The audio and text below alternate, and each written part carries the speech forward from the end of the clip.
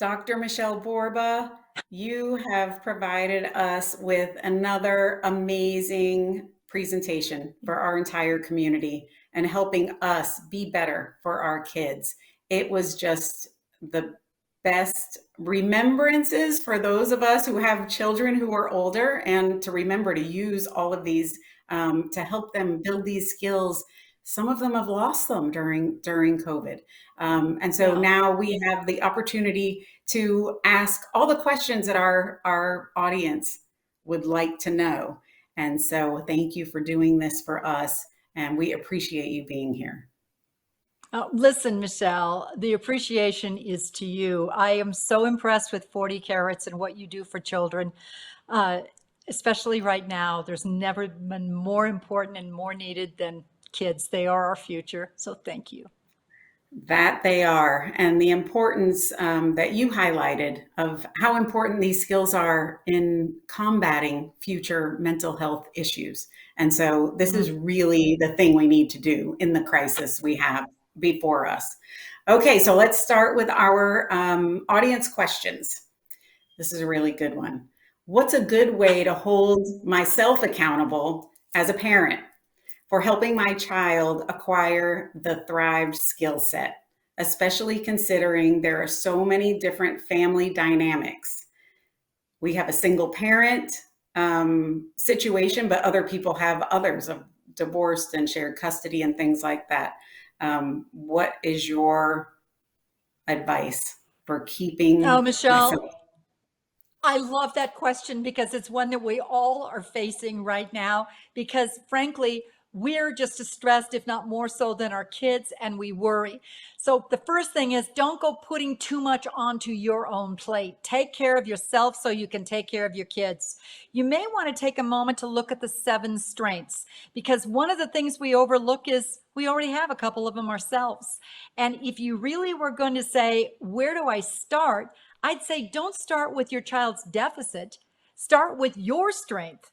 And then what you'll be able to feel is a little more comfortable. Maybe you're the empathetic person. Okay, then start just tuning that up and taking it up a little bit of a notch, because your own comfort zone will go up a notch. I think that's the first thing is we got to be a little more compassionate with ourselves and don't go seeing this as, oh my God, this is one more thing. It's not. It's in reality what we already knew we were supposed to do is be the best parent we could be and be the best we can for our family. We just didn't have a roadmap. So use the 7 for your roadmap, and then do one more thing. Once you figure out which of those strengths you want, Michelle, what you ideally will do, says University of Santa Cruz, is write it down on a Post-it, put it on your mirror or put it on your phone so you remember it. And one more thing, if you're a woman, tell your friend. The most amazing thing is if we women tell one other friend, that person becomes our accountability partner, and chances are they'll keep calling us. So are you doing it? It'll make us more accountable. And then we got somebody else called a buddy that we can do it with. Don't do it alone. Let's just reboot it and say, let's all go together with this. Such great advice, and remembering to look at our own strengths as well as our children's strengths and building those up Mm-hmm. instead of looking at negatives. Your comment about women and their buddies goes into the next question. Are there gender differences in thriver traits for boys versus girls? Well, as a mom of 3 boys, I'd say, yeah, we do know, for instance, that girls are much faster. Let's do empathy for just a minute. All kids are going to be able to develop all of those traits, regardless of gender, regardless of IQ, regardless of zip code. But some of them are going to be a little more skilled. First of all, by nature, we talk emotions far more to our daughters. Oh God, guilt 101, okay? We talk emotions at a much earlier age to our daughters. And so by the age of 5, the girls are already far ahead of the boys in terms of emotion identification. I think but so what? As soon as we know that, we go, okay, I'm going to talk emotions far more to my boys.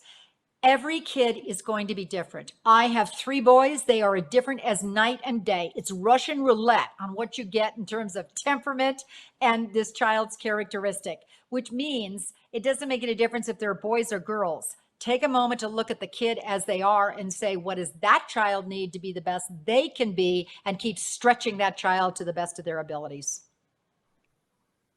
That's great. Next question is, I have a 13-year-old. Is it too late to start modeling behavior with him since he is not interested in me at all anymore? I'm laughing because I went back on a fast forward on that one. Me It's too. never too late. If it is, yeah, exactly, Michelle, we're on board on this one. Look, the first most important thing about resilience, I think it's really critical to keep in mind, is that there's no window when it shuts and we can't do anything. In fact, if that were true, the entire counseling industry would go out of business because most of the adults are clamoring for resilience now. That said, we got to be crafty.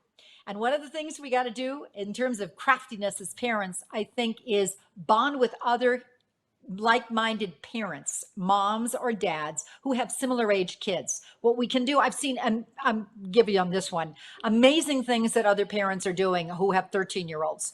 A group of moms who started a book club. Okay, my daughter won't read with me, but I know she'll read with her other friends. So we're starting a book club. We serve a lot of pizza. They all show up. We keep our mouths shut. The books they're reading are really relevant for resilience, but that's the way we're doing it. Another group of moms did a yoga group. They said, okay, we know that yoga seems to be really helpful, and it does, by the way, helpful to our kids. So my daughter doesn't want to do it with me. I found another girl who's her best friend. I became best friends with the girl's mother. We went that way.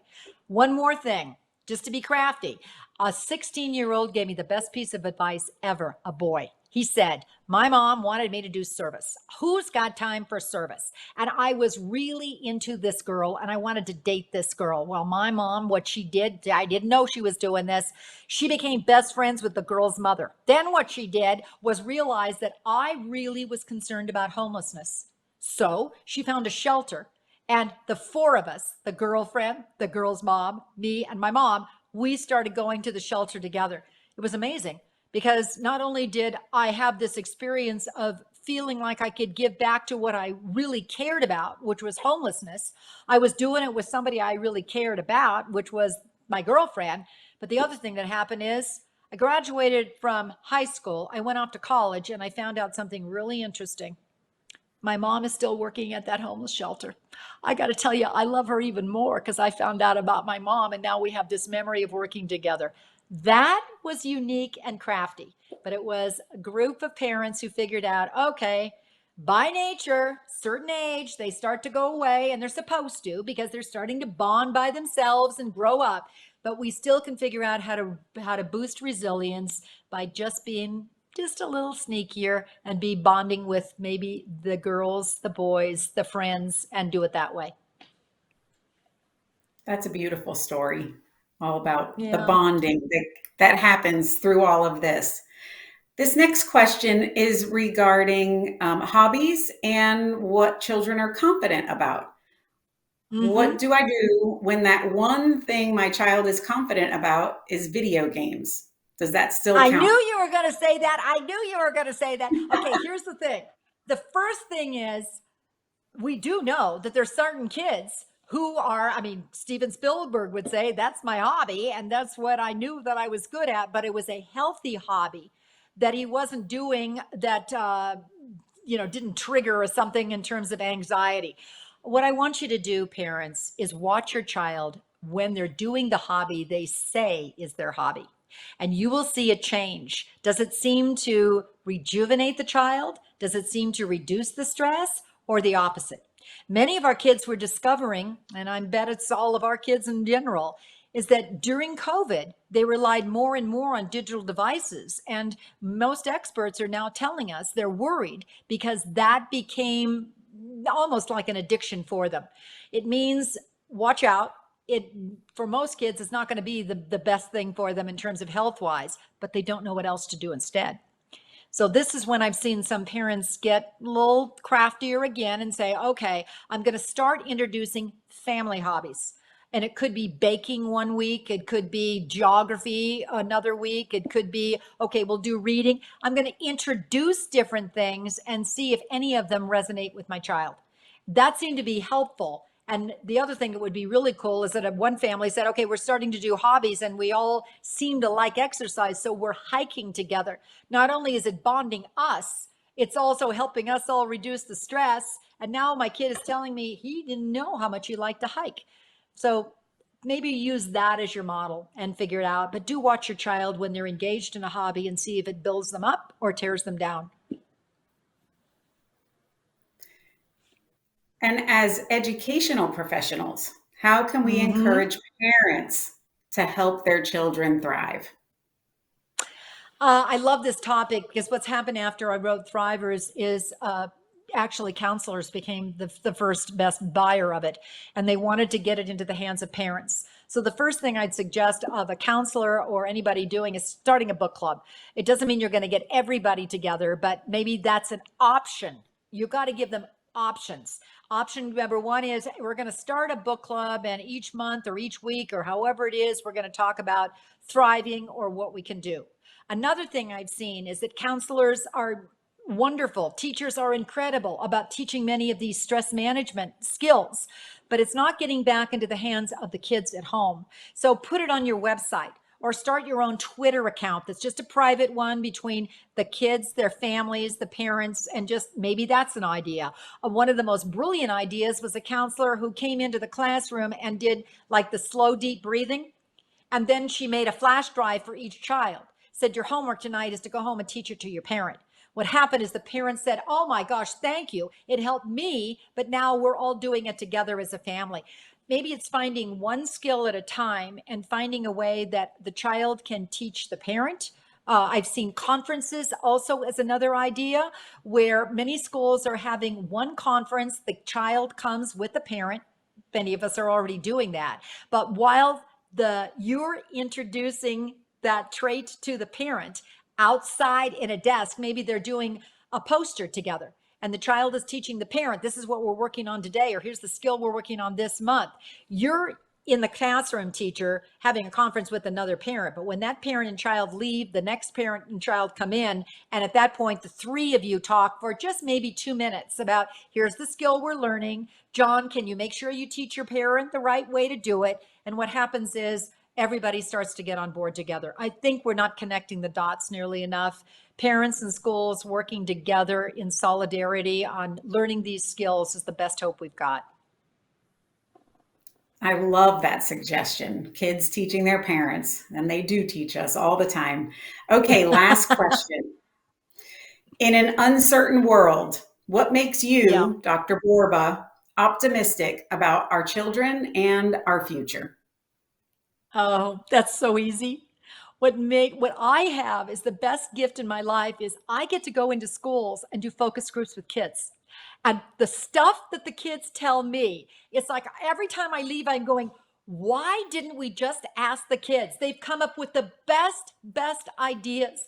For instance, a group of Long Island kids, Long Island high school kids, told me when I went to their high school, we are so tired of all the doom and gloom stuff. All you hear is bad stuff, but that's okay. We've got it covered. I said, what do you mean you got it covered? We talked our superintendent into buying a great big plasma TV and putting it in the opening quad of the school. And I'm looking at her. Okay. And what's on the TV? He goes, don't worry about it.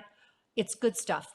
Every day when we walk in, the first thing we see, because the superintendent is doing it for us, is we're seeing news clips and smart videos of kids who are making a difference in the world. I'm telling you, I cried just thinking about it because I watched the kids. I watched them walk outside looking so stressed and all by themselves, open the doors to this high school, walk in, there's this huge plasma TV, and they're looking at these glorious kids who are doing just wonderful stuff to make the world. And you literally see stress go from the kids. The high school kids walk up, they look at it, all of a sudden they start to smile, they put their arms around each other, and then one kid goes, we got this, and walks on and going, that's it. It's listening to kids, what they need, because they have a very good pulse on what they need. And then it's us, the grown-ups, making sure that they get it. And that's how we help them get that we got this kind of an attitude. That's an amazing story. Thank you, Yeah. Dr. Borba. You have given all of us hope, and we will continue to learn and grow and follow what you're doing because you're always into something good and interesting. So thank you. And thanks to everyone who's joined us in this learning experience.